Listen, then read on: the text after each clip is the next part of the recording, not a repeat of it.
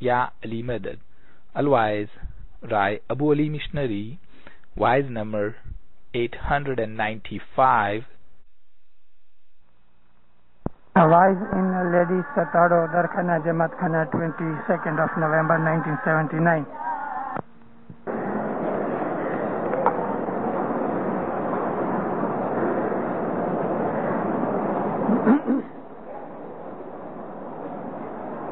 ji anand anand kari ori ki saro avalasha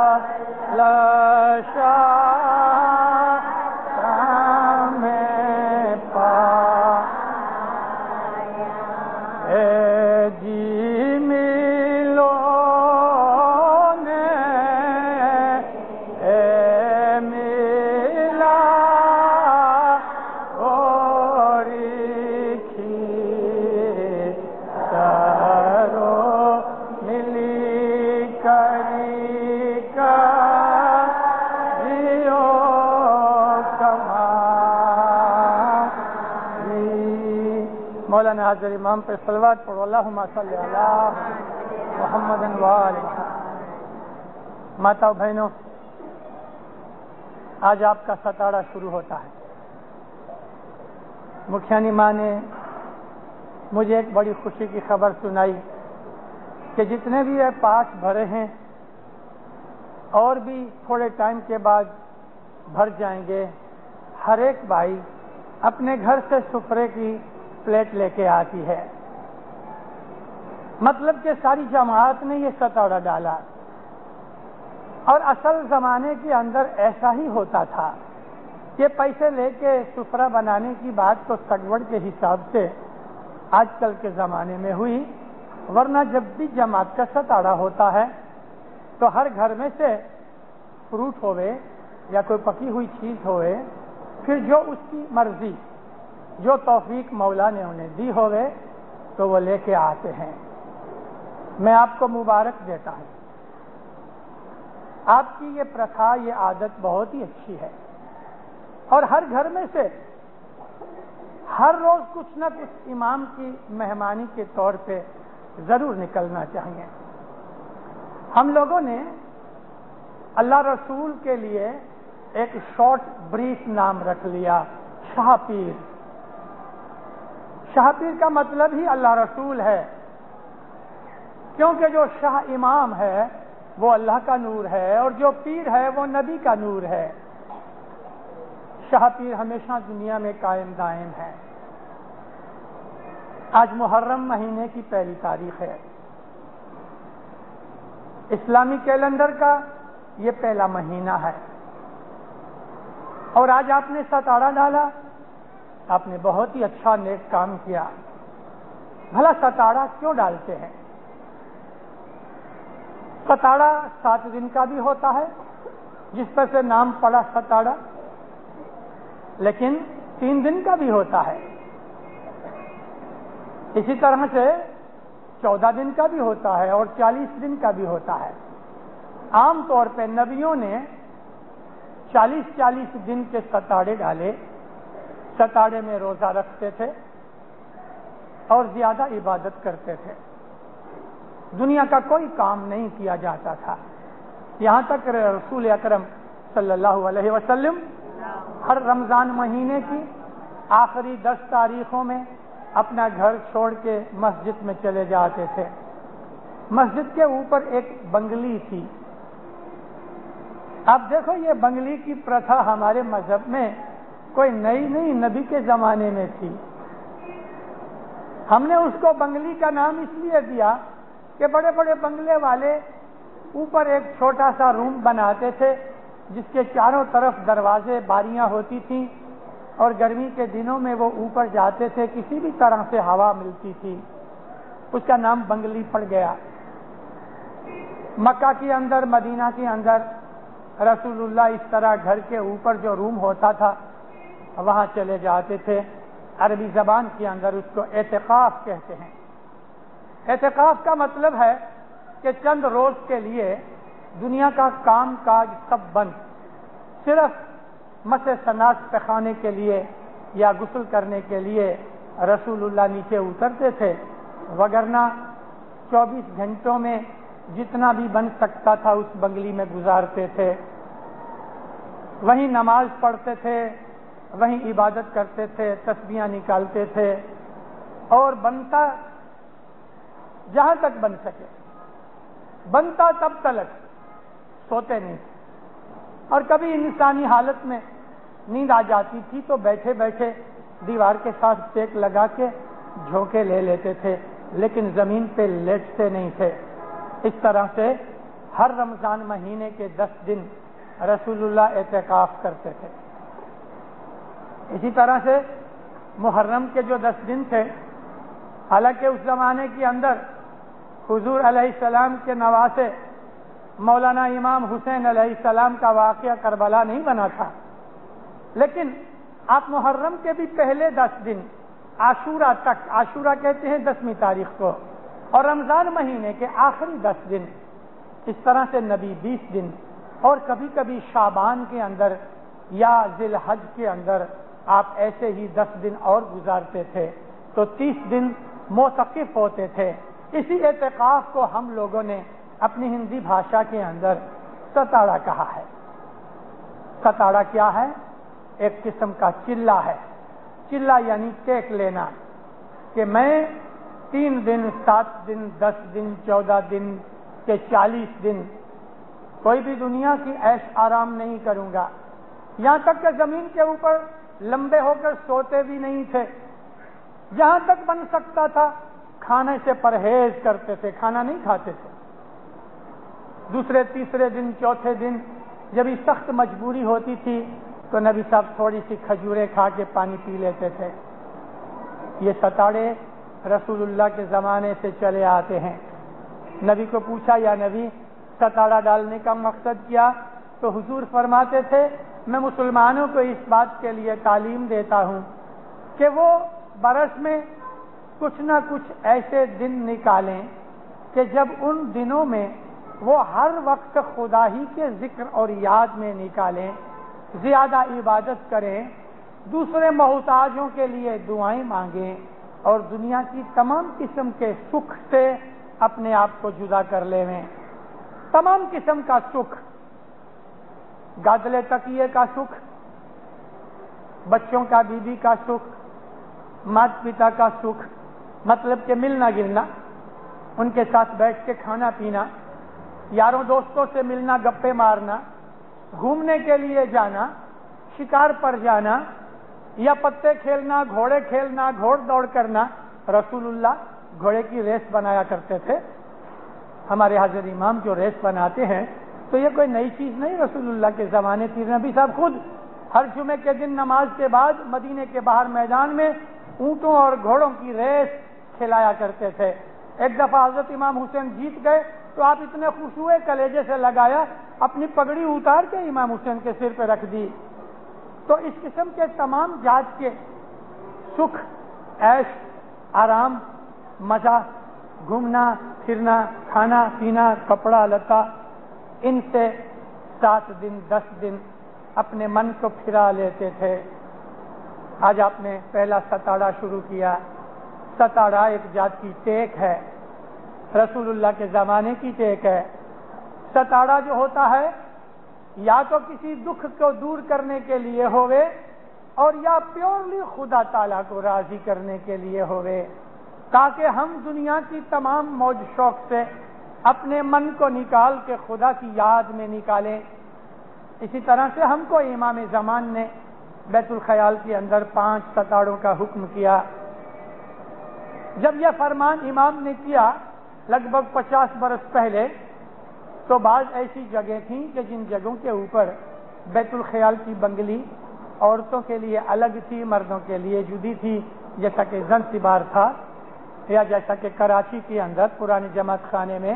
تو امام نے فرمایا برس میں 7 ستاڑے عورتوں کے اوپر فرض ہیں، 5 مردوں کے اوپر۔ پھر امام نے اس کو بدل کے عورت مرد سب کے لیے 5 ہی کر دیے۔ امام فرمایا تمہیں ایک آدھ ستاڑا زیادہ ڈالنا ہے ڈالو. اسی طرح سے جماعت کے اندر یعنی سمی سانچ کو مغرب کے وقت ساری جماعت کے 2 ستاڑے برس میں حکم ہے کہ 2 ستاڑے تو ہونے ہی چاہیے. یہ جو بیت الخیال کے 5 یا 4 اور سمیستان کے عام جماعت کے جو 2 ستاڑے ہیں وہ کوئی مشکل آفت کے لیے نہیں ہیں، وہ اس لیے ہیں کہ ان ستاڑوں میں ہم زیادہ عبادت کریں، گناہوں سے بچیں، دنیا کے عیش آرام سے بچیں اور دنیا سے من نکال کے یہ 7 دن ہم زیادہ عبادت کریں، زیادہ تسبیحاں نکالیں. ان 7 دنوں میں یہ نہیں ہو سکتا کہ لوگ اپنا کاروبار بند کر دیں، یہ نہیں ہو سکتا کہ روزی پیدا کرنا بند کر دیں، یہ نہیں ہو سکتا کہ آپ گھر میں کھانا پکانا بند کر دو، بچوں کا بہلانا، بچوں کو نہلانا، کپڑے پہنانا، گھر کی صاف صفائی بند کر دو، یہ نہیں ہو سکتا. اور نبی کریم نے یہ کہا بھی نہیں. تو پھر ہم کو یہ ستاڑا ڈالنے کا مقصد یہ 7 دن اگر بن سکتا ہے گوشت مت کھاؤ، مچھی مت کھاؤ، انڈے بیدے مت کھاؤ، سیدھی سادی بھاجی بکالے کی چیزیں کھاؤ اور تھوڑی کھاؤ. اگر 4 روٹیاں کھاتے ہو روز تو 2 کھاؤ، اگر 2 کھاتے ہو تو 1 کھاؤ، اگر 8 گھنٹے سوتے ہو تو 6 گھنٹے سوو اور جو 2 گھنٹے بچاؤ وہ تسبیحوں اور ذکر میں نکالو. اسی طرح سے کپڑا داگینا، اسی طرح سے گھومنا پھرنا، یہ 7 دنوں کے اندر جو ستاڑے کے ہیں، سنیما، نائٹ لائف، رات کا گھومنا پھرنا، موج شوق وغیرہ، میوزک سننا، یاروں دوستوں کے ساتھ بیٹھ کے پتے کھیلنا، گپے مارنا، بار میں جانا، ہوٹلوں میں، ریسٹورنٹ میں جانا، یہ تمام چیزوں سے ہمیں 7 دن اپنا من نکال کے جو وقت اس میں سے بچے وہ زیادہ عبادت میں گزارو، تسبیحاں نکالو، ذکر کرو، دوسروں کے لیے دعائیں مانگو، اپنی روحانی ترقی کے لیے دعائیں مانگو، اپنے گناہوں کو یاد کر کے معافی مانگو، اپنی حالت کا خیال کرو کہ میں آج سے 10 برس پہلے اپنے مذہب کے حساب سے زیادہ اچھا تھا کہ 10 برس کے بعد زیادہ اچھا ہوں. اگر اس وقت میں زیادہ اچھا تھا تو آج میں کمزور ہو گیا، آج میں مذہب میں سے ہٹ گیا، میری جماعت خانے کی حاضری گھٹ گئی، میری دستبند گھٹ گئی یا میری جماعت خانے کی حاضری زیادہ ہو گئی. اس ساری چیز کا سٹاک لو. ستاڑا اس لیے ڈالا گیا کہ اگر کوئی مذہب کی خامی، اگر مذہب کی پالنے میں کوئی سستی، اگر کوئی غفلت آ گئی تو ہوشیار ہو جاؤ. یہ 7 دن میں آج ادھر جتنی بھی بھائیاں بیٹھی ہیں ان کے اوپر یہ فرض ہو گیا ہے کہ باقی کے 6 دن بھی ان کو تسبیح سے پہلے آ جانا چاہیے. 7 دن اگر پہلے دن سے شروع کیے ہیں تو 7 دن برابر پورے کرو. لیکن کبھی باہر گام گئے اور آج آئے اور آج کی تسبیح مس ہو گئی تو اب کی کال سے باقی کے 6 دن پورے کرو. اگر کبھی تیسرے چوتھے دن باہر گاؤں سے آئے ہو تو باقی کے دن پورے کرو. مطلب یہ کہ ستاڑے کے اندر جس دن شامل ہوئے ہو اس دن سے آخری دن تلک ہر روز جماعت خانے آ کے ستاڑے کے اندر بھاگ لو اور تسبیح، خصوصاً تسبیح کے پہلے آ جاؤ. آپ کے ستاڑے کی سب سے بڑی جو امپورٹنٹ چیز ہے تو وہ یہ تسبیح ہے جو ابھی آپ نکالتے ہیں. اس تسبیح میں سے آپ کو روحانی فائدے ملیں گے. تسبیح جو ہے وہ ذکر ہے. تسبیح ہم کھڑے ہو کے جو نکالتے ہیں خدا کے دربار میں وہ ایک قسم کی نماز ہے. تسبیح کا درجہ دعا جتنا ہے، جتنی ہم دعا میں ثواب اور نیکی کرتے ہیں اتنی ہی تسبیح میں نیکی کرتے ہیں. تو آپ جو تسبیح ستاڑے کی نکالتے ہیں اس کے اندر مشکل آسان کی دعائیں ہوتی ہیں، بلاؤں آفتیں دور کرنے کی دعائیں ہوتی ہیں، ذکر فکر کی، خدا تعالیٰ کے دربار میں محبت کی، خدا کے دربار کے اندر حاضری کی، خدا تعالیٰ کی رحمت کی، خدا تعالیٰ کی بخشش اور مہربانی کی ہم لوگ دعائیں مانگتے ہیں. ان دعاؤں کی وجہ سے اگر 7 دن 1000 2000 5000 10,000 بھائیاں کہ کوئی چھوٹے گاؤں کے اندر 40-50 عورتیں اگر خدا کے دربار کے اندر مل کے دعائیں مانگتی ہیں ماتاؤں بہنوں، اس کا درجہ اتنا ہی بڑا ہے، اس کا اثر ایک دوسرے کے روح کے اوپر بہت پڑتا ہے۔ عورتوں کے دل اللہ تعالیٰ نے مردوں سے زیادہ صاف اور نرم بنائے ہیں، عورتیں مردوں سے زیادہ پاک اور پوتر ہیں، عورتوں کے اندر خدا نے زیادہ محبت رکھی ہے، اور اسی وجہ سے خدا نے عورت کو ماں بنایا، کیونکہ یہ ماں کی محبت ہے جو دنیا کے اندر نئی نسل کو پیدا کر کے بڑا کرتی ہے۔ حضرت ٹاگور اور ایسے دوسرے بڑے بڑے لوگ جو تھے، حضرت جو ہے وہ کسی رشی منی کے نام کے ساتھ آتا ہے، جو نیک اور بزرگ لوگ ہوتے ہیں، وہ کہتے ہیں کہ اگر خدا تعالیٰ کے پریم کا، محبت کا کوئی سیمپل تمہیں دیکھنا ہے تو وہ ماں کے محبت کا سیمپل ہے۔ حضرت رسول اکرم صلی اللہ علیہ وسلم ہمیشہ مہینے میں 2-4 دفعہ اور پھر تو ریگولرلی ہر ہفتے 1 دفعہ مردوں کی رات کے وقت مجلس بناتے تھے۔ تو عورتوں نے 4-5 بھائیوں کو ماتا فاطمہ کے گھر میں بھیجا۔ جمعے کے دن نبی کریم اپنی بیٹی کے گھر جایا کرتے تھے، تو جب ایک دن نبی صاحب گھر پہ آئے، بی بی فاطمہ دروازے تک لینے گئیں۔ اس باپ اور بیٹی کا پیار ایسا تھا کہ بات چھوڑ دو۔ بی بی عائشہ کو لوگ پوچھتے تھے کہ یا ام المومنین، نبی کو سب سے زیادہ پیار کس کے ساتھ ہے؟ تو حضرت بی بی عائشہ کہتی تھیں مردوں میں علی کے ساتھ، عورتوں میں فاطمہ کے ساتھ۔ اس سے زیادہ پیار ان کی نظر میں نے کہیں نہیں دیکھا کسی اور کے ساتھ۔ کبھی رسول اللہ کے گھر میں بی بی فاطمہ جاویں تو نبی اس کو دیکھ کے خوش ہوتے تھے، کھڑے ہو جاتے تھے۔ جب آپ کھڑے ہوتے تھے تو بیٹھے ہوئے لوگوں کو کھڑا ہونا پڑتا تھا۔ پھر نبی صاحب جس مصلے کے اوپر بیٹھے ہوتے تھے اس کو آدھا اپنی بیٹی کے لیے خالی کر دیتے تھے، آدھی جگہ پہ آپ بیٹھتے تھے، آدھی جگہ کے اوپر لیفٹ سائڈ میں بی بی فاطمہ کو بٹھاتے تھے۔ بی بی فاطمہ کی پیشانی کے اوپر چومتے تھے اور بی بی فاطمہ نبی کے ہاتھ چوم کے آنکھوں سے لگاتی تھی۔ تو اس طرح سے رسول اللہ اس کو پیار کرتے تھے، وہ اپنے باپ کو پیار کرتی تھی۔ نبی کے گھر، نبی نے جب اس کے گھر میں پاؤں رکھا، دروازے تک لینے گئی بی بی فاطمہ، ابا کا ہاتھ چوما، آنکھوں کو لگایا، لا کے بٹھائی۔ دوسرے روم کے اندر کچھ عورتیں بیٹھی تھیں، عرض کی ابا جان کچھ عورتیں آئی ہیں، آپ سے کچھ سوال کرنے ہیں، رضا دو تو میں بلاؤں؟ فرمایا بلاؤ۔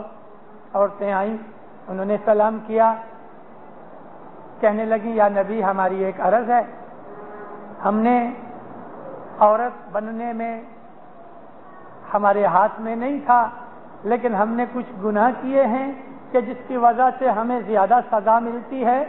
نبی صاحب نے فرمایا یہ تم کیا کہتی ہو؟ اللہ کے دربار میں عورت مرد کی کوئی تخصیص نہیں، جو روحیں ہیں وہ سب برابر ہیں۔ اگر ایک نیک پارسا عورت ہے تو بدماش مرد سے اس کا درجہ اونچا ہے، اور عورت کو خدا تعالیٰ نے ماں بننے کی جو فضیلت دی ہے، اس فضیلت کی وجہ سے اللہ نے اس کے بے حساب گناہ بخش دیے ہیں۔ وہ عورت کے جس کو اپنے چھوٹے بچوں کا دھیان رکھنے میں، عبادت بندگی، اپنے فرائض پورے کرنے میں کبھی سستی آ جاتی ہے تو اللہ اس کی وہ سستی خود بخود معاف کر دیتا ہے، بلکہ اس کو اس بات کا بدلہ دیتا ہے کہ جس عورت نے کبھی تھوڑے سے بچے پہلے پیدا کیا اور ان کو بڑا کیا اور انہیں مومن بنایا، واللہ باللہ اس عورت کے اوپر دوزخ کی آگ حرام ہے۔ رسول اللہ نے فرمایا تمہارا درجہ خدا کے درمیان اور نہ رسول کے درمیان کم نہیں۔ کہنے لگی یا نبی تو پھر کیا بات ہے، آپ ہمیشہ مردوں کی محفلیں بنا کے ان کی مجلسوں میں جاتے ہیں اور ہم نے کبھی آپ کی آوازیں نہیں سنی، ہم کو کبھی یہ چانس نہیں ملا۔ مرد جب بیٹھے ہوتے ہیں ہم گھر اور بچوں کے درمیان بزی ہوتی ہیں۔ نبی صاحب سوچ میں پڑے، آپ نے کچھ جواب نہ دیا۔ بہت دیر کے بعد حضور نے فرمایا اچھا ہر جمعرات کو میں تمہاری ایک مجلس بنایا کروں گا. ہر جمعرات کو رسول اکرم دوپہر کے بعد یہ جو عام طور پہ آپ نے ٹائم رکھا ہے نا 4-1 بجے کا، یہ عصر کی نماز کے بعد کا ٹائم ہے. یہی ٹائم نبی نے عورتوں کی مجلس کا رکھا تھا. ہر جمعرات کو عورتیں آتی تھیں اور نبی کریم اپنی بیٹیوں کو، روحانی بیٹیوں کو نصیحت کیا کرتے تھے. تو نبی کے زمانے سے یہ ایک سسٹم چلا آتا ہے. آپ میں سے بہت سی بھائیاں ستے کا روزہ رکھتی ہیں. ستے ماہ، مہینے کی 7ویں. ستی ماہ کوئی کسی کا نام نہیں تھا، یہ ستی ماہ نہیں ہے، ستے ماہ. ماہ مہینے کو کہتے ہیں فارسی میں، اور فارسی کے اندر ستے ماہ یعنی 7ویں تاریخ مہینے کی. اگرچہ فارسی میں ہفت کہتے ہیں 7 کو، لیکن ہندوستان کے اندر آ کے یہ ستے ماہ ہو گیا. ایران اور عراق اور لبنان کے اندر وہاں بھی عورتیں ہفت ماہ کی تاریخ کو یعنی 7ویں تاریخ کو روزہ رکھتی ہیں. بہت سی مسلمان عورتیں ہیں، خاص طور پہ جو صوفی پن کی عورتیں ہیں، صوفی عورتیں کہ جنہوں نے اپنا من دنیا کی عیش و آرام موج شوق کے نکال کے خدا کی ذکر میں زیادہ ڈال دیا، ان کو ہم صوفی کہتے ہیں. جیسے کہ آپ لوگوں نے وعظوں میں یا اور گنانوں وغیرہ کے اندر بی بی رابعہ بصری کا نام سنا ہوگا. بی بی رابعہ بصری وہ عورت تھی کہ جن کے لیے رسول اکرم نے فرمایا کہ جب فاطمہ جنت میں داخل ہوئے گی تو وہ سب سے پہلی عورت جو جنت میں پاؤں رکھے گی وہ رابعہ ہوگی، کیونکہ اس نے بی بی فاطمہ کے اونٹ کی جو نکیل ہوگی، رسی، وہ اپنے ہاتھ میں پکڑی ہوگی. یعنی فاطمہ سے بھی پہلے رابعہ جنت میں جائے گی. تو یہ بی بی فاطمہ جو تھیں وہ صوفی تھیں، ہر وقت خدا کی عبادت میں رہتی تھیں، گھر کا بھی کام کاج کرتی تھیں. بی بی رابعہ کا میں آپ کو ایک دفعہ ذکر کروں. یہ رابعہ بصری ہیں. رابعہ بصری 100-125 سال کی عمر تک جیتی رہیں. انہوں نے زندگی میں اگر کوئی گناہ کیا ہے تو صرف ایک گناہ کیا، اور وہ یہ کہ انہوں نے شادی نہیں کی. تو جب لوگ کہتے تھے یا حضرتہ یا سیدہ اسلام کے اندر شادی نہ کرنا تو عظیم گناہ ہے، تو کہتی تھی بیٹا میری شادی تو اللہ سے ہو چکی، میری شادی اللہ سے ہو چکی. یہ چیز ہمارے ہاں بھی ہے. اللہ کوئی مرد نہیں، اللہ کا کوئی بدن نہیں، اللہ تو نور ہے. تو ہماری شادی کوئی بدنی شادی نہیں ہوتی. ہمارا جو روح ہے وہ خدا کی عورتوں کی طرح، جس طرح ایک عورت اپنے مرد کی خدمت کرتی ہے، جس طرح ایک عورت اپنے مرد کی پوجا کے طور پہ بندگی کرتی ہے، یعنی اس کی غلامی کرتی ہے، حکم مانتی ہے، ہمارا جو روح ہے وہ خدا تعالیٰ کا اس طرح سے حکم مانتا ہے. ہمارے بہت سے ایسے گنان ہیں کہ جن گنانوں کے اندر ہمارے پیروں نے اپنے آپ کو حضرت امام کے نور کے سامنے ناری کے طور پہ پیش کیا ہے. آدم آد نرنجن کا 50 پاٹ کا سارا گنان اسی طریقے سے لکھا ہوا ہے. وہ کوئی دنیاوی باتیں نہیں ہیں. اس گنان کے 50 پاٹوں میں جہاں وہ لکھا ہے کہ میرے ساتھ تم نے نکاح کیا، میں اب جوان ہو گئی ہوں، لوگ میرے پہ نظر رکھتے ہیں، لاج تیری جائے گی وغیرہ وغیرہ، یہ دنیاوی باتیں نہیں. ان میں روحانیت چھپی ہوئی ہے. ان کے اندر روحانیت ڈھونڈو. عمر خیام نے شراب کے اوپر، میوزک کے اوپر، عورت کے اوپر اور ندی کے کنارے کے اوپر بیٹھ کے موج مزہ کرنے کی جو باتیں لکھی ہیں تو وہ کوئی دنیاوی باتیں نہیں. عمر خیام ایک بہت بڑے صوفی تھے. انہوں نے اپنے معشوق محبوب کو خداوند تعالیٰ بنایا ہے. تو حضرت رابعہ بصری کہا کرتی تھی کہ اے لوگو، اللہ تمہیں چاہتا ہے، کبھی تمہیں یہ معلوم کرنا ہے تو تم اپنے آپ کو دیکھ لو، تم اللہ کو چاہتے ہو. اگر تم چاہتے ہو تو یقین مانو کہ وہ بھی تمہیں چاہتا ہے. 1300 برس کی اس بات کو ہمارے گنان میں ہے. اے جی ستگر بھیٹیا کے مجانیے اے من پرکھینے جو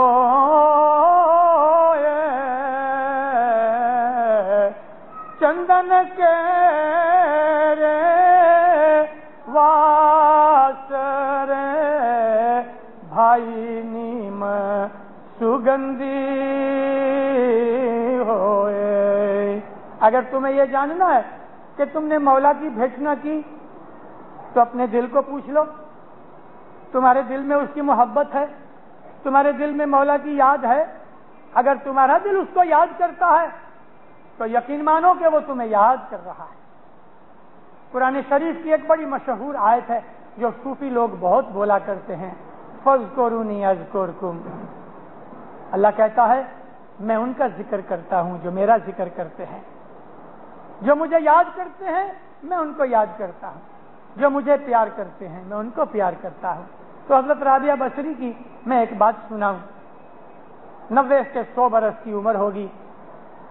رابعہ بصری مہینے میں 1 دفعہ کھاتی تھی, مہینے میں 1 دفعہ کھاتی تھی, اور ہم 1 دن میں 10 دفعہ کھاتے ہیں.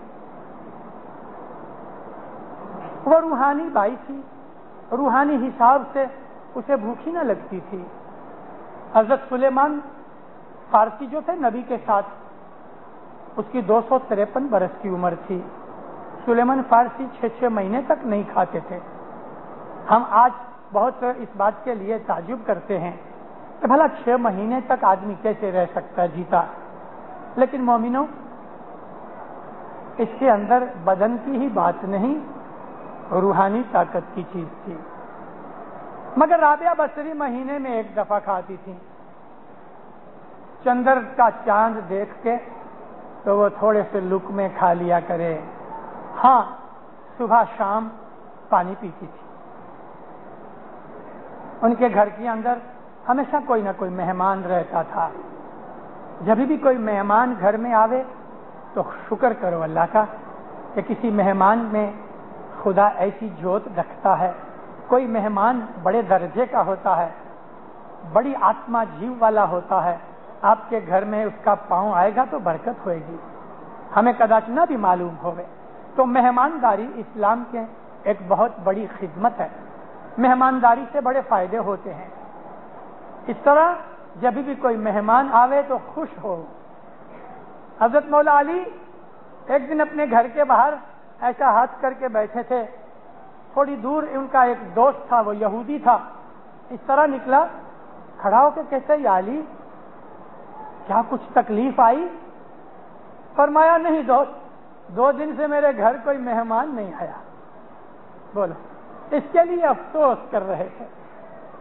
تو رابعہ بصری کے گھر میں کوئی نہ کوئی مہمان تھا. رات کو نماز پڑھی, عبادت کی, مذہبی باتیں کی, اللہ کا ذکر کیا. 10-11 بجے کے قریب جو 2 بھائیاں ان کے گھر میں مہمان تھیں, یہ کھانا پینا کھا کے یہ لوگ سو گئے. رابعہ بصری تو اس کو نیند کہاں, وہ تو ایک کونے میں بیٹھی اپنے خدا کے یاد میں بیٹھی تھی. آدھی رات ہوئی تو کسی نے دروازہ کھٹکھٹایا. جلدی سے اٹھی, دروازہ کھولا تو 2 نوجوان لڑکے کھڑے تھے. پوچھا معاف کرنا بڑی بھی, اماں بصری کا گھر یہ ہے؟ فرمایا ہاں بیٹا, مہمان ہو؟ کہا ہاں اماں, ہم آج کی رات گزارنا چاہتے ہیں, آؤ بیٹے. دروازے سے ہٹ گئی, دونوں کو اندر بلایا. سامان تھا, سامان رکھا, دروازہ بند کیا. اب وہ جو مہمان بائیاں سو گئیں تو 2 روٹیاں بچ گئی تھیں, وہ ایک کونے میں پڑی تھیں. اس کے پاس ایسے گھر نہیں تھے کہ سٹنگ روم الگ تھا, بیڈ روم الگ تھا. وہ تو ایک ہی, یہ 2 کوٹھڑیاں تھیں ایک کونے کے اندر. وہ 2 بھائیاں سوئی تھیں ایک کونے میں, یہ 2 روٹیاں پڑی تھیں. پوچھا بیٹے تم لوگوں کو بھوک لگی کچھ کھایا؟ جواب نہیں دیا. پھر پوچھا تو ایک نے کہا اماں سچ مچ ہمیں بھوک تو بہت لگی ہے. اچھا. اٹھ کے وہ 2 روٹیاں پڑی تھیں، وہ 2 روٹیاں ایک کاغذ میں لپیٹ کے دروازہ کھولا، باہر کھڑی رہی، 2 روٹیاں باہر لے گئی. اس نے ایک دوسرے کو دیکھا کہ بھئی یہ تو اماں نے 2 روٹیاں گھر میں تھیں وہ بھی باہر اتار دیں. کھڑی رہی. کچھ دیر کے بعد ایک فقیر آیا، اللہ کے نام پہ ہے کوئی مجھے دینے والا؟ تو فقیر کو نزدیک بلایا، یہ 2 روٹیاں فقیر کو دے دیں اور کہا کہ 10 دنیا 70 در آخرت. یہ ایک اصول ہے اسلام میں، 10 دنیا 70 در آخرت. جو کچھ بھی خیرات کرو گے مساکین کو دو گے تو 10 گنا ادھر ملے گا، 70 گنا آخرت میں ملے گا. اما فاطمہ نے، بی بی رابعہ نے جو کچھ بھی دعا مانگنی تھی مانگ کے دروازہ بند کیا. لڑکوں کے پاس آ کے بیٹھی، کہاں سے آتے ہو، کیا نام ہے، کہاں جاؤ گے، باتوں میں ڈالا. او جوان بچے مسافری سے آئے، ٹھنڈی کا موسم، بھوک کڑکڑاتی لگی تھی، پیٹ میں قل ہو اللہ پڑی جاتی تھی. وہ پریشان تھے کہ 2 روٹیاں تھیں وہ بھی چلی گئیں، اب تو بھوکا سونا پڑے گا، اور بیوی ہیں کہ سونے نہیں دیتی. کافی دیر کے بعد کسی نے دروازہ ٹھوکا. بی بی رابعہ اٹھی، دروازہ کھولا. ایک غلام تھا، پوچھنے لگا بی بی یہ بی بی رابعہ کا مکان ہے؟ کہنے لگی ہاں. کہ میری سیٹھانی نے آپ کے لیے تحفہ بھیجا آدھی رات کے بعد. خیر، روٹیوں کی تھپی تھی اور ایک دوسرے سفریے میں تالنا تھا. تو حضرت رابعہ نے روٹیاں گنی تو 18 تھیں. کہتی ہیں یہ میرے لیے نہیں ہے، لے جاؤ. کہنے لگا لیکن آپ تو کہتی ہیں رابعہ میرا ہی نام ہے. کہنے لگی ہاں رابعہ میرا ہی نام ہے، لیکن میری سیٹھانی نے آپ کے لیے بھیجی ہیں. کہ مگر یہ میرے لیے نہیں، میرے لیے ہوئے تو 20 روٹیاں ہوئے، یہ 18 ہیں، 2 کم ہیں، یہ میرے لیے نہیں. جھٹ سے اس نے وہ نیچے رکھ کے ٹرے کھیسے میں سے 2 روٹیاں نکال کے اس میں رکھ دیں. کہتے اماں 2 روٹیاں میں نے چرائی تھیں، بھوک لگی تھی، میری سیٹھانی کو نہ کہنا. خبردار کبھی ایسا کیا تو کبھی چوری مت کرو، بھوکے رہو مگر چوری مت کرو. اللہ تعالیٰ نے چور کی سزا بہت خراب کہی ہے. کسی بھی قسم کی چوری نہیں کرو. یہاں تک کہ تمہارا جو شوہر ہے یا تمہارا باپ ہے یا تمہارا بیٹا ہے کہ جس کی مال و دولت پہ تمہارا حق ہے، اس کے بھی کھیسے میں ہاتھ ڈال کے پیسے مت نکالو. اجازت لو. بھلے بیٹی ہے وہ تو ساری باپ کی ملکت لے جاوے تو حقدار ہے. بھلے عورت ہے، سب کچھ مال و دولت اس عورت کا ہے. بھلے ماں ہے تو بھی بیٹے کے کھیسے میں سے پیسے نکالنے کے لیے بھی منائی ہے. یہ چوری میں آتا ہے. اگرچہ گناہ نہیں لیکن مکروہ ہے. اسلام میں اس قسم کی بہت سی چیزیں ہیں کہ جو خراب ہیں اگرچہ وہ گناہ نہیں. مثال کے طور پہ رسول اللہ فرمایا کبھی تمہیں چھینک آتی ہے تو ایسا ہی منہ کھول کے زور سے چھینک دیتے ہو، تمہاری ناک منہ سے پانی دوسروں پہ پڑتا ہے. فرمایا یہ مکروہ ہے، گناہ نہیں لیکن ایک بری عادت ہے. اسی طرح سے نبی فرمایا کہ جب تم جماہی کھاؤ یعنی بگاسا کھاؤ، جس کو انگلش میں کہتے ہیں یون کرنا، تو فرمایا اپنے منہ کو کھولو مت جب تلک کہ تمہارا رومال یا تمہارا ہاتھ اس کو ڈھک نہ لیوے. یوننگ کرنا ہے، بگاسا کھانا ہے، اپنے منہ پہ ہاتھ رکھ کے پھر ایسا منہ کھولو. حضور فرمایا ہو سکتا ہے کوئی مکھی، کوئی جانور تمہارے منہ میں گر جائے. نبی کتنے ہوشیار تھے، ہمیں دنیا کی بھی کتنی باتیں بتائی ہیں. تو رابعہ بصری نے وہ ٹرے اندر رکھی، لڑکوں کو کہا بیٹے کھاؤ، پیٹ بھر کے کھاؤ. وہ دونوں جن 20 روٹیاں پوری نہ کر سکے، بچ گئیں. رابعہ بصری نے رکھ دی. کھا پی چکے، کہتے اماں ایک بات پوچھے. کیا ہے بیٹے؟ اے اماں 2 روٹیاں پڑی تھی، آپ نے باہر خیرات کر دی، ہم نے تو سمجھا کہ بھوکے رہ گئے، لیکن یہ 20 روٹیاں آ گئی، اس نے 18 دی تو آپ نے کیوں 20 مانگی کہ آپ کو کیسے پتہ چلا؟ حسب کہتی ہے نبی فرمایا ہے جب تم خیرات کرتے ہو 10 گنا تمہیں اس دنیا میں ملتا ہے، 70 گنا آخرت میں ملتا ہے۔ میں نے اللہ کو کہا اے مولا میرے گھر پہ مہمان آئے ہیں، میں یہ خیرات کرتی ہوں، یہ 10 گنا میرے کو ابھی ابھی تھوڑے وقت کے اندر دے تاکہ میں اپنے مہمانوں کا پیٹ بھر سکوں۔ تو دیکھو کسی کے گھر میں مہمان آدھی رات تک تھے، اس نے مجھ پر یاد اور تمہارا رزق آ گیا۔ خدا کے اوپر جو اعتقاد ہے وہ ایک بہت بڑی چیز ہے۔ ستارہ جو ہوتا ہے وہ ہمارے اندر روحانی شکتی پیدا کرتا ہے، ستارہ روحانی شکتی پیدا کرتا ہے۔ ستارے سے منہ مانگی مرادیں پوری ہوتی ہیں، عبادت کرنے سے ہماری مشکلیں دور ہوتی ہیں، ستارہ اس کے لیے ایٹم بم کی طرح کام کرتا ہے بلا آفتوں کے لیے۔ لیکن یہ ستارہ جو آپ نے ڈالا یہ بلائیں آفتیں دور کرنے کے لیے نہیں، روحانی ترقی کے لیے ہے، گناہوں کی معافی کے لیے ہے، ذکر فکر کے لیے ہے، زیادہ عبادت کرنے کے لیے ہے۔ جس طرح بیت الخیال کا ستارہ ہمیں بیت الخیال کی عبادت کی طرف کھینچتا ہے، آپ کا یہ ستارہ جو ہے اس کے اندر بڑی باتیں ہیں۔ یہ ستارے میں آپ سارے جہان کے اسماعیلیوں کے لیے بلکہ کل جہان کے انسانوں کے لیے نیت کرو۔ اگر خدا نہ کرے آپ کے گھر میں کوئی تکلیف ہے، میاں بیوی میں جھگڑا ہے، بیٹا ماں کا نہیں رکھتا، بھائی بہن لڑتے ہیں وغیرہ وغیرہ، کوئی بیماری ہے، کوئی اور تکلیف ہے، پیسے کی تکلیف ہے، تو آج کے اس ستارے کے اندر جب جماعت کی تسبیح نکلتی ہوئے تو ساری جماعت کے ساتھ دعائیں مانگنے کے ساتھ ساتھ آپ اپنی پرسنل نیت بھی کر سکتی ہیں، تو وہ اس میں شامل ہوتی ہے۔ خدا تعالیٰ سب کا ہے۔ یہ زیادہ بہتر ہوتا ہے کہ ہم دوسروں کی بھلائیاں زیادہ مانگیں، دوسروں کا بھلا مانگیں۔ ماتاؤ بہنوں، دنیا میں سکھ چاہتے ہو دوسروں کے ساتھ نیکی کرو۔ دنیا میں سکھی ہونا چاہتے ہو، آپ کی اولاد سکھی ہوئے تو دوسروں کا بھلا کرو۔ بھلا کرنے میں کبھی تکلیفیں بھی پڑتی ہیں لیکن بھلا کرو۔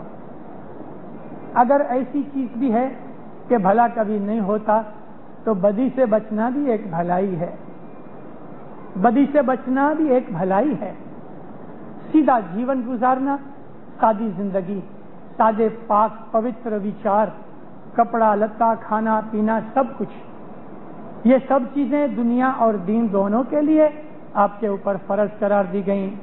دار السلام کے اندر ساری افریقہ میں صفائی کمیٹیاں ہیں، جیسے یہاں بھی ہیں ایسی بہت سی بائیاں کہ جو جماعت خانے کو صاف کرتی رہتی ہیں۔ رسول اللہ کے زمانے سے چلا آتا ہے۔ میں نے بہت دفعہ اپنی وعظوں میں کہا ہمارے مذہب کی تمام چیزیں نبی کے زمانے میں تھیں۔ مسجدوں کو صاف کرنے کے لیے عورتیں جایا کرتی تھیں، مرد بھی چاہتے تھے، تو ہمارے جماعت خانوں کے اندر بھی صفائی کرنے والی کمیٹیاں ہیں، لیکن کئی بھائیاں بہنیں نام لکھا لیتی ہیں، کبھی صاحب آنے والے ہوئے تو اچھی طرح سے چلے آتے ہیں کیونکہ ہم صفائی کے ممبر ہیں، پر تم نے صفائی کتنی کی وہ تو دیکھو، اپنا فرض بھی پورا کرو نا۔ اور فرض جب بھی پورا کر رہا ہو تو کسی غرض کے بغیر، مولا کے گھر کی جو خدمت ہے تو کسی سے کھانا ودان کی آشا لیے بغیر کرو، خالص مولا کے لیے کرو۔ تو ادھر یہ صفائی کی کمیٹیاں تھیں۔ ایک رات کو 11 بجے میرے گھر پہ ایک میاں بیوی آئے، مجھے ذرا 11 بجے میں پڑھ رہا تھا، بڑی سیریس چیز تھی، ذرا مجھے ٹھیک تو نہ لگا، لیکن مہمان گھر میں آیا، اس کی قدر کرنا خدا کی دربار میں ایک نیکی ہے۔ دروازہ کھولا، پوچھا مشنری صاحب معاف کرنا اس وقت ہم آئے نا، کوئی بات نہیں آؤ بیٹھو۔ مرد کہتا ہے مشنری صاحب میں گورنمنٹ میں نوکری کرتا ہوں، وہاں کی زندگی یہ ہے کہ صبح 8 بجے کام کاج شروع ہوتا ہے، آفس وغیرہ دکانیں 8 بجے شروع ہوتی ہیں، 12 بجے یا 12:30 بجے تمام آفسیں دکانیں بند ہو جاتی ہیں، سوا کے ریسٹورنٹ ہے یا وہ دکانیں کہ جو راشن وغیرہ بیچتے ہیں یا مٹھائی والے کھانے پینے کی چیزیں کھلی رہتی ہیں۔ 2 بجے سے پھر شروع ہو کے 4:30 یا 5 بجے بند ہو جاتا ہے۔ یہ ادھر کے ورکنگ آورز ہیں۔ کہتا مشنری صاحب میں گورنمنٹ کا نوکر ہوں اور میں جب ہی 12:30 بجے گھر پہ آتا ہوں کھانے کے لیے تو میری بیوی اس وقت آدھا بھی کھانا پکائی نہیں ہوتی، مجھے انتظار کرنا پڑتا ہے، کھانا نہیں پکتا تو کبھی کبھی میں یوں ہی بھوکا چلے جاتا ہوں، اور آج یہ چیز برسوں سے چلی آتی ہے اور اس وجہ سے ہمارے گھر میں جھگڑے ہوتے ہیں۔ میں نے پوچھا بہن کو، میں بولا بیٹا تم کیوں ایسا کرتی؟ کہتی مشنری صاحب میں صفائی کمیٹی میں ہوں تو ہم جماعت خانے میں ہمیں دیری لگ جاتی ہے۔ میں نے کہا دیکھ بیٹا، جماعت خانے کی صفائی کے اندر اگر تو جاتی ہے تو مولا نے یہ نہیں کہا کہ تو شوہر کے ساتھ جھگڑا کر کے میرا گھر صاف کر۔ کہتا مشنری صاحب یہ بھی پوچھو کہ یہ مولا کا گھر صاف کرتی ہے لیکن ہمارے پلنگ کے اوچھاڑ اور تکیے کے غلاف 15 دن تک دھوئے نہیں جاتے، سوتے ہیں تو بدبو آتی ہے۔ میں نے کہا سچ بات ہے؟ کہتی کیا کروں، نوکر کو دیتی ہوں تو صاف نہیں ہوتے، میں دروازہ بند کر کے چلی جاتی ہوں۔ پھر اس کو مجھے سمجھانا پڑا مولا کا گھر ضرور صاف کرو، مگر پہلے اپنا گھر صاف کرو پھر مولا کا صاف کرو۔ مولا کے گھر میں کبھی تم نہیں آ سکو گے تو مکھی کمڑیا پیسے دے کے نوکر رکھ کے صاف کرا سکیں گے، یا کوئی مالدار آدمی نوکروں کی پگار کی امیدواری دے سکے گا۔ مولا کے گھر کو صاف کرنے والے ہزاروں ہیں، لیکن تم اپنا گھر گندا رکھ کے جماعت خانہ صاف کرو، تم اپنے شوہر سے جھگڑ کے جماعت خانے آؤ، تم اپنے بال بچوں کو کھانا پکا کے وقت پہ نہ دو اور تم عبادت اور بندگی میں پڑی رہو۔ میری بہنوں میری بیٹیوں، یہ ہمارا مذہب نہیں۔ یہ کریم آباد کا جماعت خانہ جو کھڑا ہے یہاں جونا جماعت خانہ تھا۔ میں بات کرتا ہوں آج سے 100 برس پہلے کی، 1866 کی بات کرتا ہوں، 100 اور اس کے اوپر لگ بھگ 13 برس ہو گئے۔ یہاں ہماری ایک سیدہ پیر حسن کبیر دین کی اولاد میں سے امام بیگم رہتی تھیں، جس کے بہت سے گنان ہم پڑھتے ہیں۔ آئے رحم رحمان یہ ان کا گنان ہے، ستگر ملیا منے آج یہ ان کا گنان ہے، ایسے بہت سے گنان ہیں۔ تو امام بیگم دو پہلیہ بلڈنگ، مارکیٹ ہے نا، مارکیٹ ڈھبو اسٹریٹ کی، تو ڈھبو اسٹریٹ کے بازو میں جو دو پہلیہ بلڈنگ ہے اس کے ٹاپ فلور کے اوپر امام بیگم رہا کرتی تھیں۔ تو یہ کریم آباد اس زمانے میں کانڈی محلہ کہلاتا تھا، نزدیک ہی ہے۔ صبح 7 بجے تو مرد لوگ چلے جاویں، بچے اسکول چلے جاویں، تو پھر یہ امام بیگم کانڈی محلے آوے۔ جماعت خانہ جونا تھا، اس جونے جماعت خانے کے نیچے کے ہال میں ادھر آ کے بیٹھے، ساری بائیاں ادھر آ جائیں اس کے پاس، گنان بولے، تسبیحاں نکالے، کوئی گناہ نہیں کرتی تھی، کوئی برا کام نہیں تھا، عبادت تھی۔ ایسی بائیاں بھی کہ جو بڑی کٹھن تھی، روڈ تھی، توچڑی تھی، بد زبان تھی، سب ٹھیک ہو گئی، کیریکٹر اچھے ہو گئے، سوبھاؤ نرم ہو گئے، لڑائی جھگڑے مٹ گئے، گالی گلوچ بند ہو گئی، نندا وغیرہ بند ہو گئی امام بیگم کے آنے سے۔ اور اس کے ساتھ بیٹھ کے وہ جو دھرم کرم کرتے تھے، امام بیگم پیر حسن کبیر دین کی اولاد میں سے تھی، عابد بائی تھی، عبادت کرتی اور کرواتی تھی۔ بھائیوں کے اندر بہت اچھائیاں آ گئیں اور زیادہ سے زیادہ عورتیں آنے لگیں۔ عورتوں کو عبادت میں، ذکر میں، دعا میں، تسبیح میں، گنان میں مزہ آنے لگا۔ لیکن کیا ہونے لگا کہ 9 بجے آوے، 9 بجے تک تو بھائیاں بہت سی آ کے بیٹھ گئی ہوئیں، اور پھر ادھر یہ پہلے آدھا گھنٹہ، پھر 1 گھنٹہ، پھر 1.5 گھنٹہ، پھر 2 گھنٹے، ہوتے ہوتے 12 بجے تک یہ سلسلہ چلے۔ پھر جب امام بیگم چلی جاوے تو بھائیاں بھاگیں گھر کو، کسی کے گھر میں ترکاری نہیں آئی تو ترکاری لینے جاوے، ابھی وہ بھتار والا بھتار لینے کے لیے تو 11 بجے آوے تو مرد لوگ ادھر بھوکے رہے، بچوں کو کھانا نہ ملے، گھروں میں جھگڑے ہونے لگے، مار دھاڑ ہونے لگی۔ وہ زمانے کے اندر بہت سے مرد عورتوں کو مارتے تھے، آج بھی ایسے جانور جیسے مرد ہیں جو عورتوں کو مارتے ہیں۔ اسلام کے اندر اس چیز کو برا کہا گیا ہے۔ جب یہ جھگڑے ہونے لگے، نیک کام کرتی تھیں، کوئی گناہ نہیں کرتی تھیں، لیکن گھر اکھڑنے لگے، گھر کی پیس بند ہونے لگی۔ آہستہ آہستہ مردوں نے، وہ زمانے میں کاؤنسلیں نہیں تھیں، مکھی کامڑیا کے پاس شکایتیں کی۔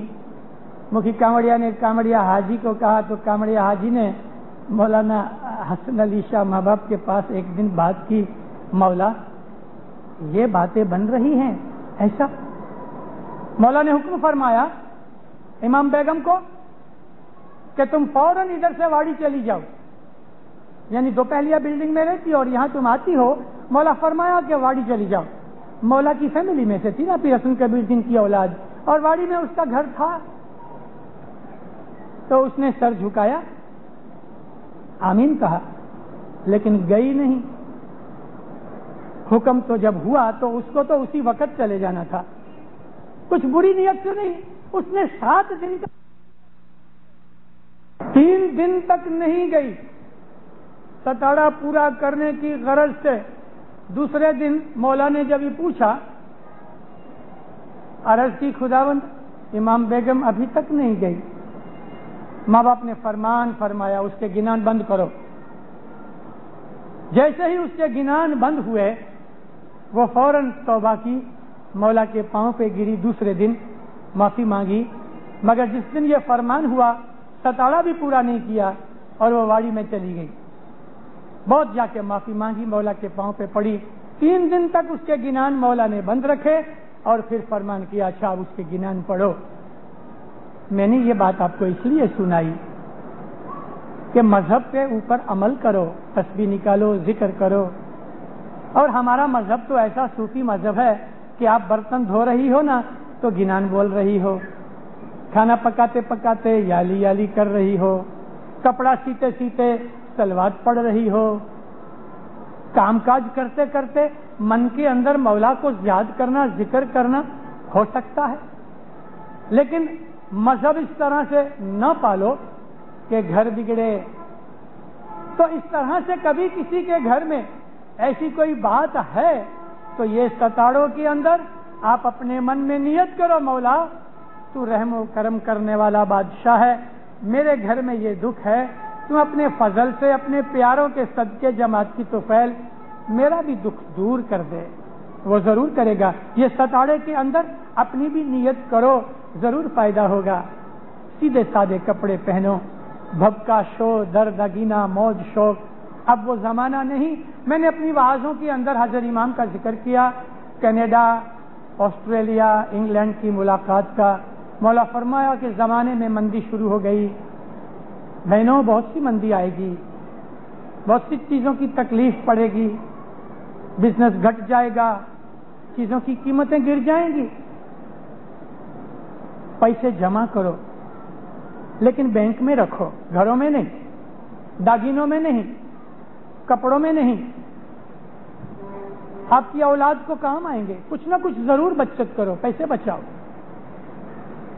اور ایسے سیدھے سادے کپڑے پہنو کہ کبھی آپ کے پاس 5-7 جوڑیاں ہیں، کافی ہیں، 6 مہینے بعد بنا سکتے ہو۔ لیکن بعض ایسی میری بہنیں بیٹیاں بھی ہوں گی کہ جن کے پاس 50 ساڑیاں ہوں گی، 20-25 فراکیں ہوں گی، ایک پوری دکان کھل سکے۔ چلو مولا نے آپ کو دیا ہے، مولا آپ کو 10 گنا زیادہ دے گے، لیکن کپڑوں کے اوپر زیادہ پیسے نہ اپنے لیے نہ بچوں کے لیے خرچ کرو، سیدھے سادے کپڑے پہنو، بالکل سیدھے سمپل۔ اور کپڑے کی بات نکلی جو کہ مجھے اس وقت نظر نہیں آ رہی، اور وہ یہ ہے کہ کالے کپڑے کبھی مت پہننا، کبھی نہیں، ہمارے مذہب کے خلاف ہے۔ امام بہت ناراض ہوتے ہیں، ہمارا مذہب کالے کپڑے کو برداشت نہیں کرتا۔ سفید کپڑے پہنو، اس میں ایسی کچھ تھوڑا رنگ داری، کچھ ڈیزائن بنا لو، لیکن سفید کپڑا کوئی برا نہیں۔ ہم ہندو نہیں کہ کہ ودوا عورتیں سفید کپڑا پہنتی ہیں یہ سمجھ کے ہم سفید نہ پہنے. سفید کپڑا تو پوترتا کی پاکیزگی کی نشانی ہے. سفید کپڑا نماز کے وقت بلکہ خوشی کے موقع کے اوپر بھی پہنتے ہیں. مولانا حضر امام نے جب شادی کی تو اس وقت حضر امام نے سارے کپڑے سفید پہنے ہوئے تھے. مولا کی جو ٹیونک تھی وہ بھی سفید تھی, پاجامہ بوٹ تک سب سفید تھے. چلو عورتیں ہیں, ان کو کبھی سفید کے ساتھ کوئی اور ایسے لائٹ پیسٹل کلرز ہیں, ٹھیک ہے. بہت ڈارک کپڑے اچھے نہیں لگتے. یہ سمر ٹائم بھی, اور جو ٹراپیکل کنٹریز ہیں ان کے اندر آپ لوگ سافٹ رنگ کے, جس کو انگلش میں پیسٹل کلرز کہتے ہیں, ایسے کپڑے پہنو اور ایسے ڈیزائن پہنو کہ عزت آبرو ڈھکی رہے, مان تان رہے. افریقہ کے ایک گاؤں میں مولانا حضر امام بھائیوں کو چھانٹا دے رہے تھے اور میں نے کمب پکڑا ہوا تھا. باری باری ہم 2-3 مشنری کمب پکڑتے تھے, کبھی مکھی صاحب پکڑ لیتے تھے. ایک عورت آئی, مولا نے ہاتھ کھینچ لیا, اس کو چھانٹا نہیں دیا. مکھی کو بلایا, مکھیانی کو بلایا, ماں باپ فرمایا اس کو بولو گھر جاؤ, کپڑے بدل کے اچھے کپڑے پہن کے آؤ, ہم تو روحانی مات پتا ہیں, یہ کپڑے تو تمہارے شوہر کے لیے ہیں. باریک پتلے کپڑے پہن کے, سلیو لیس کپڑے پہن کے, ایسے کپڑے پہن کے جس میں سے مردوں کی نظر خراب ہوئے, اس کا گناہ عورت کے اوپر ہے. امام نے نکال دیا اس عورت کو. ہمارا مذہب روحانی مذہب ہے. ہم کو دنیا کی عیش و آرام کرنے سے ہمارا مولا منع نہیں کرتا, لیکن اس کی حد بنائی ہوئی ہے. حد میں رہ کے کرو. وقت اور جگہ دیکھو. یہ پاک پاکیزہ پوتر جگہ جس کو ہم جماعت خانہ کہتے ہیں, یہ مولانا حضر امام کا گھر ہے. یہاں تو بہت ہی ادب مان سے آؤ اور اپنے بچوں کو بھی ادب مان سکھاؤ. تو اس طرح سے اپنے مذہب کو دنیا اور دین میں اٹھاؤ, اپنی اولاد کو اعلیٰ درجے کا مومن بناؤ, اچھی عادتیں سکھاؤ, بدیوں برائیوں سے بچاؤ, اور اپنے گھر والوں کے لیے, جتنے بھی گھر میں ممبر ہیں سب کے لیے ہر روز 2-3 ایسی تسبیحاں نکالو, جیسی کہ بی بی فاطمہ کی تسبیح رسول اللہ نے اس لیے دی تھی بی بی فاطمہ کو کہ حضرت علی کو وہ اچھی طرح سے شروع میں پہچان نہیں سکیں. اس کی بات بہت لمبی ہے, کبھی شاید سنائی بھی ہوگی تو دوسری دفعہ سناؤں گا, آج نہیں ہو سکتا. تو بی بی فاطمہ کے لیے یہ جو 33 دانے کی جو تسبیحاں ہیں 3, جس کو ہم ایک ہی تسبیح کہتے ہیں بی بی فاطمہ کی, یہ ہر روز ایک تسبیح نکالو اور اپنے گھر کے تمام کٹمب کے جتنے بھی ممبر ہیں سب کے لیے سکھ شانتی تندرستی اور محبت اتفاق کی اور روزی رزق کی برکت کی دعا مانگو. مولا ضرور اس دعا کو سنے گا. میں آپ کو ایک بات اور کہہ دوں, بی بی فاطمہ کی تسبیح سے یاد آئی. کوئی لوگ حضرت جعفر صادق کے کنڈے کرتے ہیں, کوئی لوگ بی بی فاطمہ کی تھالیاں کرتی ہیں. میری بہنوں, میری بیٹیوں, میری ماؤں, آپ لوگ مومن ہو اعلیٰ درجے کے. آج بھلا سلطان محمد شاہ کا نام لے کے دعا پڑھتے ہو. آپ نے سلطان محمد شاہ کا نام نکل دیا دعا میں سے, کہ جس کو ابھی 22 برس ہوئے اور آپ میں سے آدھی جماعت نے سلطان محمد شاہ کو آنکھ سے دیکھا ہوا ہے. اس امام کا 48ویں امام کا دعا میں سے آپ نے نام نکال دیا. آپ نے نہیں نکالا, مگر ہم نہیں پڑھتے ابھی. تو آج 48ویں جمعے کا نام ہم نہیں پڑھتے, تو 5ویں امام جعفر صادق کے کنڈے کے ساتھ ہم کو کیا لگے؟ 48 اگر کنڈے کرنے ہیں تو 48ویں جمعے کے کرو, اور 5ویں امام کو جس کو 1200 برس ہو گئے. ہمارا مذہب یہ نہیں ہے. ابھی بھی فاطمہ کی تھالیاں وغیرہ ہم نے کبھی بھی کسی عورت کو ہندوؤں کی طرح شکتی سمجھ کے, جیسے کہ شکتی دیوی ہے, یا یہ کرسچنوں کی طرح بی بی مریم کو سمجھ کے, ہمارے مذہب کے اندر ایسا کوئی عورت کا ستھان نہیں کہ جو بی بی فاطمہ تھی یا بی بی خدیجہ تھی یا فلانی تھی یا جھکڑی تھی. ہمارے مذہب میں ایک ہی ہے, اور وہ نور ہے اللہ کا, مولانا حضر امام, دوسرا اور کوئی نہیں. نہ ہم بی بی فاطمہ کی ہم ان چیزوں کو مانتے ہیں جیسے کہ ان کی تھالیاں وغیرہ, نہ امام جعفر صادق کے کنڈے مانتے ہیں. تو علی کے کنڈے بھی کرو, امام حسین کے کنڈے کرو، 48 یوم تلک تمام اماموں کے کنڈے بناؤ، مگر یہ کیا ہے؟ یہ چیزیں ہماری نہیں، یہ شریعتیوں کی، ہم لوگ صوفی ہیں اور ہم تو ایک امام کو ماننے والے ہیں۔ اس کے لیے میں نے پاٹھ اٹھایا، آنند آنند کرو رکھی سرو۔ محرم شروع ہوتا ہے، کئی لوگ روتے پیٹتے ہیں، خدا ان کے اوپر رحم کرے، بھلا کرے۔ ہم کسی سے دشمنی نہیں رکھتے، نہ حسد رکھتے ہیں۔ محرم کی 10ویں تاریخ ہمارے لیے خوشی کی تاریخ ہے، کیونکہ امام زین العابدین کی تخت کی نشینی دن ہے۔ جیسے کہ 11 جولائی سلطان محمد شاہ نے وفات پائی، تو ہم 11 جولائی کے دن کو غم نہیں کرتے، وہ تو حضرت امام کا تخت نشینی دن ہے۔ جس دن ایک امام وفات پاتا ہے، وہی دن دوسرے امام کی تخت نشینی کا دن ہوتا ہے۔ ہم لوگ آنند کرتے ہیں۔ ان کا جو دوسرے مذہب کو پالتے ہیں، کوئی بھی مذہب ہوئے، خدا ان کا بھلا کرے، ہم بھلا چاہتے ہیں، ہم سب کی عزت چاہتے ہیں، کسی کے اوپر ہم کوئی ٹیکا نہیں کرنا چاہتے، کیونکہ ہر ایک کا ایمان اپنے دل کے ساتھ ہے۔ اگر ایک ہندو پتھر کی مورتی کو بھگوان کہہ رہا ہے تو بھلے کہے، ہم اس کو گالی نہیں دے سکتے، کیونکہ اس کا اعتقاد اور عشق ایسا ہے۔ ہمیں تو اپنے گھر سے مطلب ہے، ہمیں تو اپنی اولاد سے مطلب ہے، ہمیں اپنے مذہب سے مطلب ہے۔ بس مولا آپ کو سکھی کرے، ایمان کی سلامتی دے، نیک امیدیں پوری کرے، بلائیں آفتیں دفع کرے، مولا حقیقتی سمجھ دے، دین و دنیا کے اندر آپ کی ہر نیک امید پوری کرے، فرمان بردار مومن بنا دے، 10 سکریت میں مولا پورا کرے، مولا آپ کی آل اولاد کو دین دنیا میں سکھی کرے اور آپ کو اس کا سکھ دے، تندرستی دے، رزق روزی زیادہ کرے، عزت آبرو زیادہ کرے، ایمان زیادہ کرے۔ مولانا حضرت امام دین و دنیا میں آپ کو اپنی چھتر چھایا میں رکھے، کٹمب قبیلے جملے جماعتوں میں صلاح محبت دے، مولانا حضرت امام آپ کے دلوں کو اپنے نور سے بھر دے۔